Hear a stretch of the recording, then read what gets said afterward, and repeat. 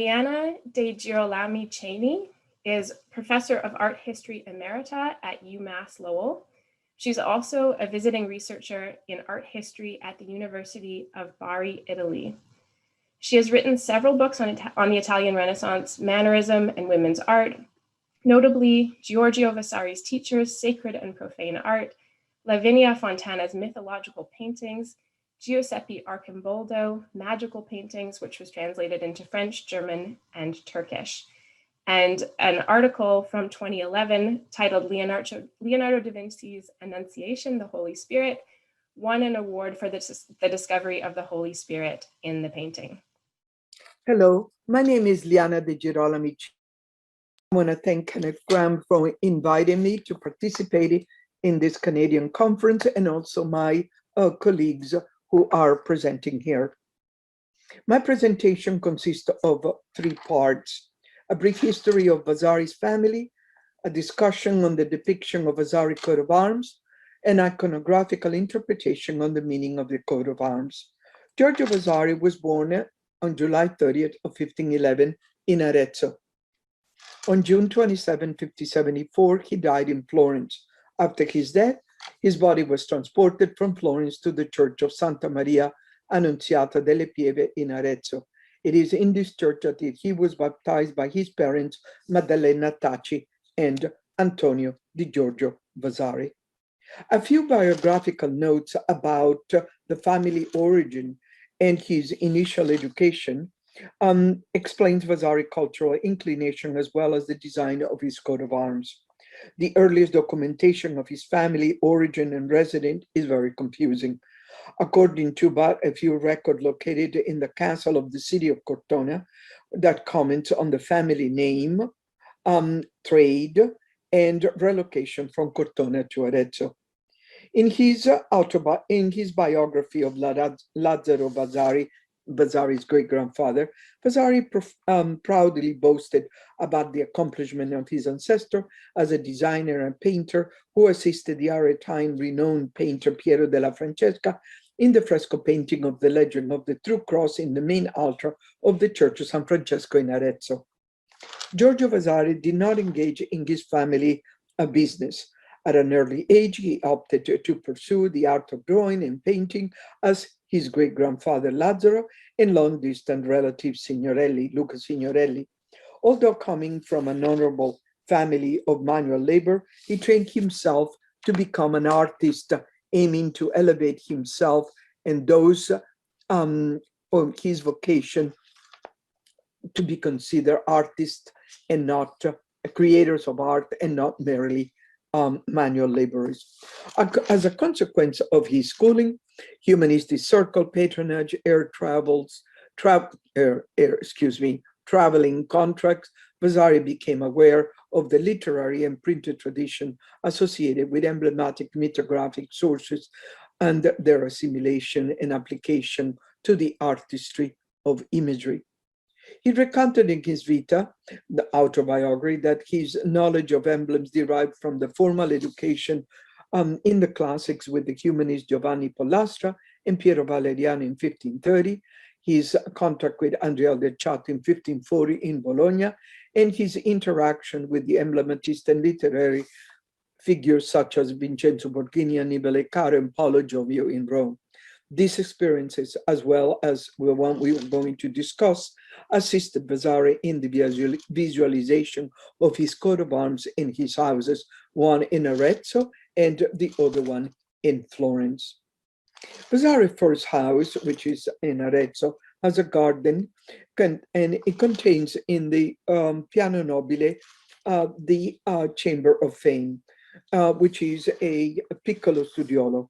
This square room has window, perhaps once facing the garden. A desk was probably set below the window for drawing, reading, or writing to receive direct light and share perfume scents from flowers and fruits of the addition garden to the house. The chair or desk near a window is seen in many Italian Renaissance paintings of humanist, heroic, and religious renowned figures, such as Popa Boi reading Cicero, or Giovanni Moroni, Bartolomeo Bonghi, and Julius Caesar writing his memoir by Giorgio Vasari in the Palazzo Vecchio. Also, we could include Jerome in his study or San Agustin in his study.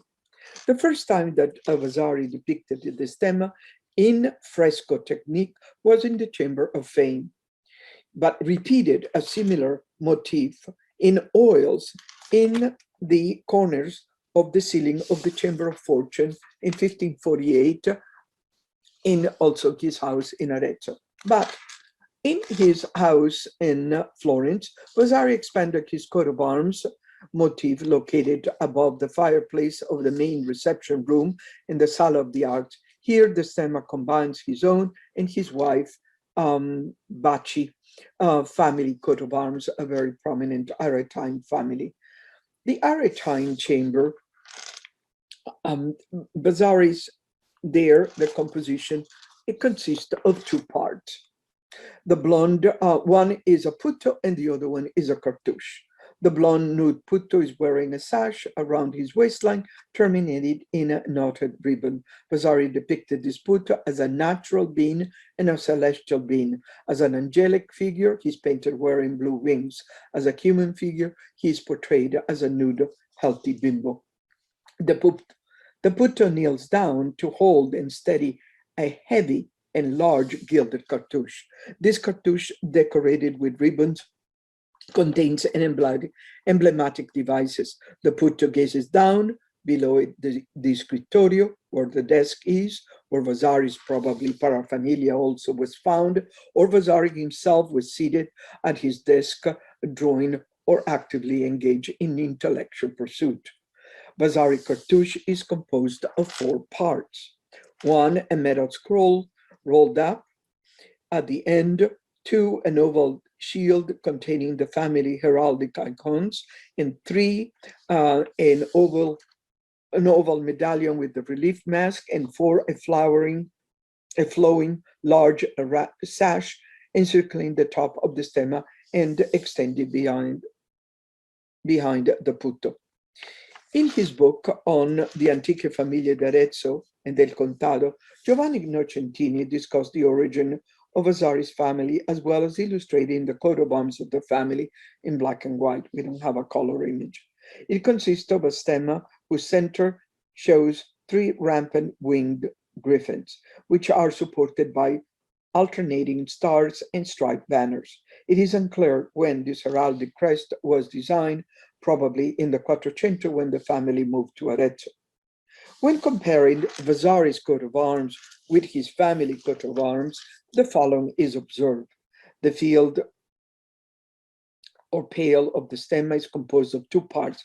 At the top of the blue background of their heads of two griffins facing each other. One is in red color and the other one in gold color. They are not winged. They're both, and the bottom part contains patterns of alternating stripes of gold and red colors.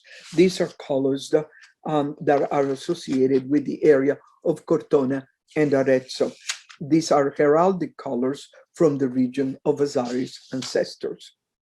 In classical and Christian iconography, the griffin is considered a mythical animal, which symbolizes enlightenment, wisdom, and protection. The depiction of the three griffin in the stemma is unclear. Traditionally, there are only two depicted to allude to their protective nature and intellectual powers. Perhaps the trio alludes to the three founding members of the family, Lazzaro, Giorgia, and Antonio, or to the profession as painter of saddle, potter, and woolmaker.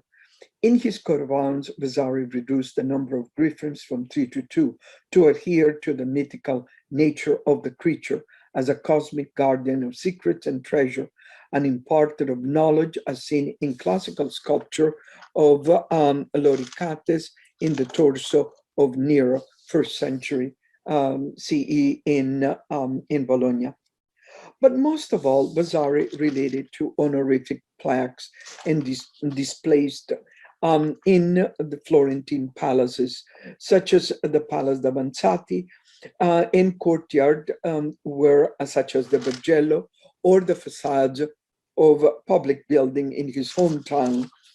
This medieval and Renaissance heraldic coat of arms of illustrious historical figures, captain, are seen and they're displayed in the Palazzo of Justice, seen since the 14th century in Arezzo. Vasari must have seen them and also wanted his stemma to honor himself in his home, where he had created a private museum, which I discussed elsewhere. The design of a scroll motif rolling at the top of the end of the cartouche imitates the design of a written parchment or traditional announcement scroll, which symbolically alludes to the written proclamation as well as to a written honorific document or written discourse. In both instances, these are allusion to Vasari's successful writing of the first edition of the biographies of the artist, which was published in 1550. Furthermore, in composing his coat of arms, Vasari was appropriating the emblematic tradition as well as of designs of devices in place, using the cartouche motif as seen in the Emblemata books of Andrea Alciato, the insignia for the Duke of Milan, or the insignia of poets. In this emblematic example, the cartouche hangs or is nailed to a tree. Inside the cartouche, there is a pictura referring to the patron's character, ability, and achievement, a moral attribute to the patron. Vasari appropriated this emblematic conceit to honor himself as a prudent, wise painter-poet. For the floating sash ribbon, Vasari followed not only the designs of Alciato, but also Pollio Jovio's method of embellishing the pictura with floating ribbons, sometimes containing Latin inscription, and other times used as decorative motifs, as seen in Pollio Jovio's Dialogo delle imprese militari amorose.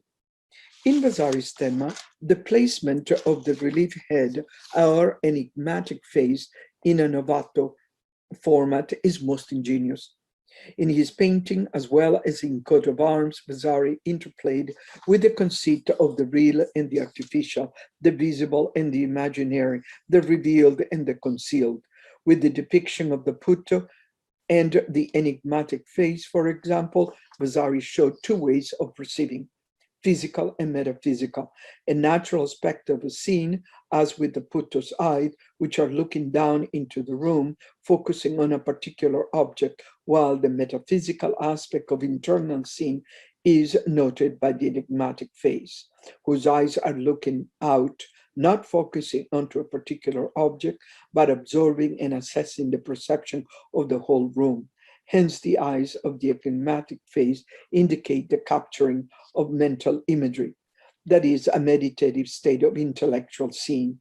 Vasari is commenting on the preeminence of the eye for acquiring human knowledge, similar to the studies of Leonardo, optics, seeing and vision, as well as the aesthetic proportion and perceiving treatises of Leon Battista Alberti.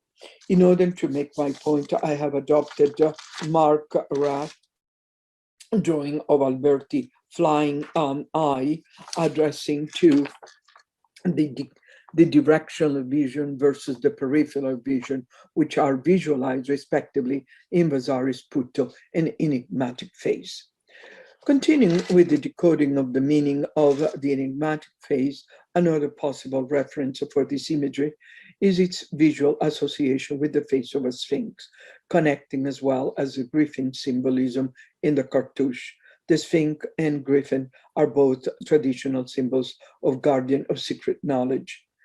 With this in mind, Vasari remembered the original composition of Castagno's Last Supper in Florence, where the Sphinx framed the seated area of the Florentine Cenacolo, guarding and revealing the miraculous event of the creation of the Eucharist. In Vasari's stemma, the Sphinx guards his house and its signification. To conclude, in looking at Vasari's coat of arms, one ponders on Vasari's artistic ability, literary background, historical consciousness. His quest of establishing the role of the artist as an inventor nor as an elaborer, which prompted him to appropriate his honorific validation of nobleman, merchant, and humanist in composing and displaying devices, insignia, emblems, and coat of arms.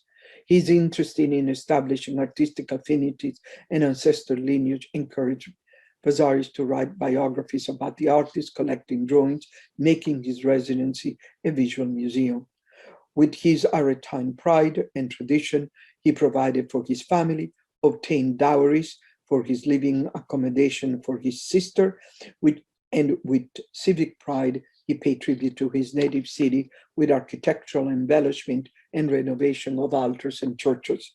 And as a native son, he honored his city with his personal, artistic, and literary accomplishment. With this cultural and intellectual frame, Vasari designed his coat of arms. Thank you.